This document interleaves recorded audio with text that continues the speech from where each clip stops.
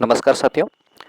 आज की इस वीडियो के अंदर अपन बात करने जा रहे हैं जो मतलब आपके पास में अगर मान लो सेविंग अकाउंट के अंदर जो बैंक बैलेंस पड़ा है, जो पेमेंट पड़ा है, तो उसको आप एफडी में कन्वर्ट करा के आप अच्छे खासे पैसा अर्न कर सकते हैं घर बैठ के आराम से।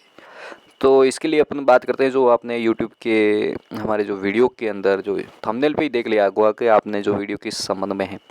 तो मैं आपसे उम्मीद करूँगा साथियों कि हमारे इस वीडियो के अंदर आपको आज इस विषय में पता चल जाएगा। आपको बैंक के अंदर अगर मान लो आपको पैसा रखना है या फिर पोस्ट ऑफिस के अंदर, मतलब जो आपका जो पेमेंट है वो एफडी कराएंगे आप, तो सबसे ज़्यादा पैसा कहाँ मिलेगा, इंटरेस्ट कहाँ मिलता है। तो मैं साथियों आपसे उम्मीद करूँगा कि इस वीडियो के अंदर आपका जो भी डाउट है वो इस आज क्लियर होने जा रहा है।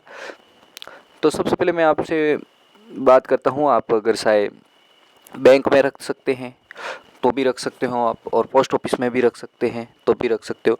दोनों में कोई दिक्कत नहीं है, लेकिन मेन बात यह है कि उसके अंदर कितना परसेंट इंटरेस्ट मिल रहा है। तो साथियों मैं आपसे बात करूंगा जो मतलब एक, अगर मान लो आपके पास में अगर कम से कम 1,000 रुपये है तो आप एफडी करा सकते हैं, और अधिक से अधिक आप कोई लिमिट नहीं है, नो लिमिट है। तो उसके साथ में अगर 1 साल के लिए आप ड्यूरेशन के लिए लेते हैं तो आपको 6.9% प्रति ईयर्स के हिसाब से आपको ब्याज दिया जाएगा। अगर 2 साल का अगर आप ड्यूरेशन लेते हैं, टाइम पीरियड लेते हैं, तो आपके पास में 10% और बढ़ जाएगा, 0.10% बढ़ेगा, जो मतलब पर ईयर्स के हिसाब से तो 7% हो जाएगा। 3 साल के लिए आप अगर मान लो एफडी कराते हैं तो 7.10%। इस तरीके से मतलब पूरा होगा तो आप 5 साल तक रख सकते हैं। उसके बाद में अगर 6-7 साल रखेंगे तो आपकी जो पोस्ट ऑफिस के अंदर आपके अगर एफडी कराई है तो वो आपकी डबल हो जाती है। इसी के साथ में मैं आपसे बात करूंगा साथियों, अगर मान लो अभी जो जो अच्छे अच्छे फाइनेंस है वगैरह वो आपको अच्छा इंटरेस्ट दे रहे हैं, जिस तरीके से इसके अंदर आप समझ सकते हैं पोस्ट ऑफिस के अंदर जो मतलब 3 साल का जो ड्यूरेशन लेते हैं उसके अंदर आपको 7.10% पोस्ट ऑफिस दे रही है। लेकिन इसी के साथ में अगर बजाज पे फाइनेंस एफडी इंटरेस्ट रेट दे रहा है 8%, 8.10%।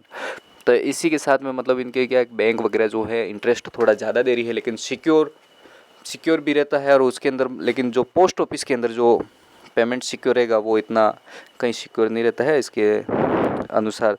तो साथियों आपको पता चल गया है कि अगर मान लो सबसे अच्छा अगर मान लो एफडी करानी है आपको तो पोस्ट ऑफिस के अंदर आप करा सकते हैं।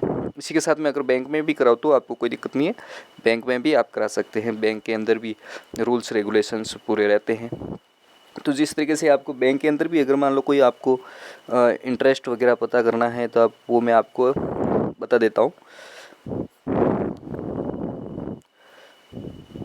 जिस तरीके से एफडी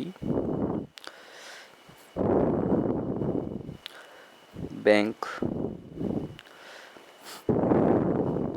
इंटरेस्ट समझ सकते हैं साथियों। कोटक बैंक 2.75% से 6.20% तक दे रहा है। जिस तरीके से इंडिया बैंक है, और कुल मिला के जो बैंक ऑफ बड़ौदा है वो अच्छी खासा इंटरेस्ट दे रहा है। उसके बाद में बाकी दूसरे बैंक ठीक है जो देते रहते हैं।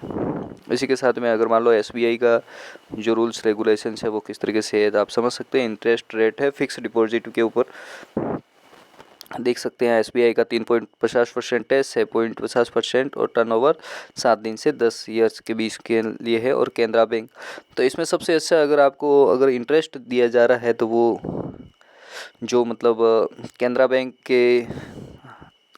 दे रहा है।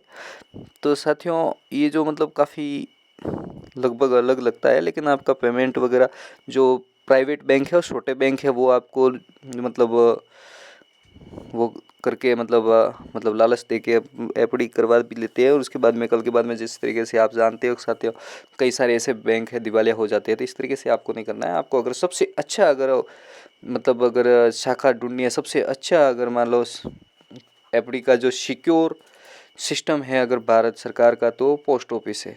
तो आप पोस्ट ऑफिस के अंदर अपना जो एफडी करा सकते हैं। तो साथियों वीडियो अच्छा लगा तो लाइक करें, और चैनल पर पहली बार है तो चैनल को सब्सक्राइब करें और बेल आइकन के नोटिफिकेशन को ऑन करना ना भूलें। तो साथियों जय हिंद।